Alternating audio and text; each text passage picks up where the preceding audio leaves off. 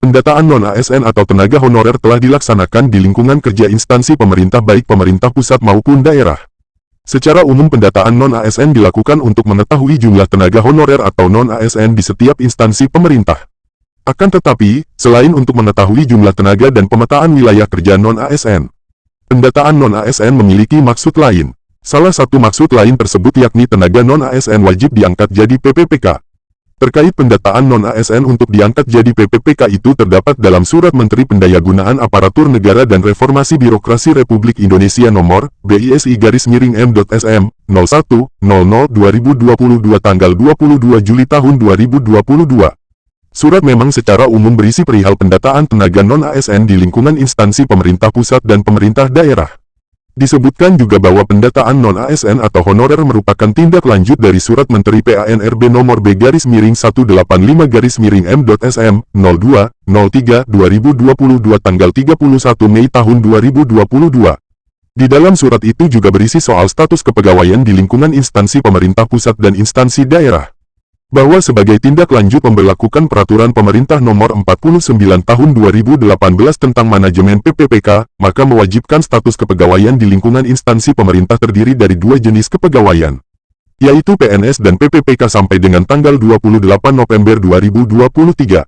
Dalam surat tersebut, ada beberapa poin penting yang wajib diketahui, yakni: pertama, prinsipnya surat tersebut di atas dimaksudkan untuk mengingatkan para pejabat pembina kepegawaian bahwa sesuai dengan Peraturan Pemerintah Nomor 49 Tahun 2018, guna mendorong setiap instansi pemerintah melakukan penataan pegawai non-ASN yang berada dan telah diangkat di lingkungan instansi masing-masing guna mewujudkan kejelasan status, karir dan kesejahteraan pegawai yang bersangkutan.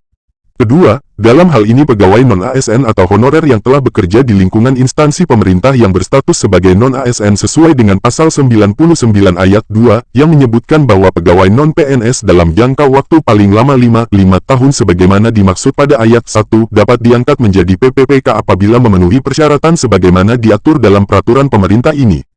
Ketiga, setiap pejabat pembina kepegawaian agar melakukan pemetaan pegawai non-ASN di lingkungan instansi masing-masing dan bagi yang memenuhi syarat dapat diikutsertakan, diberikan kesempatan mengikuti seleksi calon PNS maupun PPPK, dengan ketentuan sebagai berikut.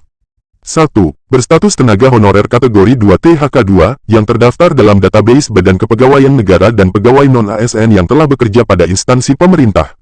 2. Mendapatkan honorarium dengan mekanisme pembayaran langsung yang berasal dari APBN untuk instansi pusat dan APBD untuk instansi daerah, dan bukan melalui mekanisme pengadaan barang dan jasa, baik individu maupun pihak ketiga. 3. Diangkat paling rendah oleh pimpinan unit kerja. 4. Telah bekerja paling singkat 1 tahun pada tanggal 31 Desember tahun 2021. 5. Berusia paling rendah 20 tahun paling tinggi 56 tahun pada tanggal 31 Desember tahun 2021. Keempat, pendataan pegawai non-ASN atau honorer ini dimaksudkan untuk melakukan pemetaan dan mengetahui jumlah pegawai non-ASN di lingkungan instansi pemerintah baik instansi pusat maupun pemerintah daerah. Kelima, untuk pemetaan tenaga non-ASN sebagaimana tersebut di atas, diharapkan kepada para pejabat pembina kepegawaian untuk melakukan langkah-langkah. Melakukan inventarisasi data pegawai non-ASN sesuai dengan ketentuan pada angka 3 dan menyampaikan data dimaksud ke Badan Kepegawaian Negara paling lambat tanggal 30 September tahun 2022 sebagaimana lampiran I dan lampiran 2. Penyampaian data pegawai non-ASN harus disertai dengan surat pernyataan tanggung jawab mutlak SPTJM yang ditandatangani oleh pejabat pembina kepegawaian.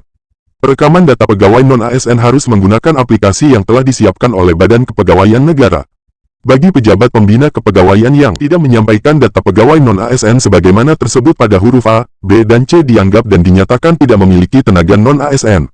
Selanjutnya untuk kelancaran pemetaan data pegawai non-ASN, agar kiranya para pejabat pembina kepegawaian berkoordinasi dengan Badan Kepegawaian Negara dalam pelaksanaannya.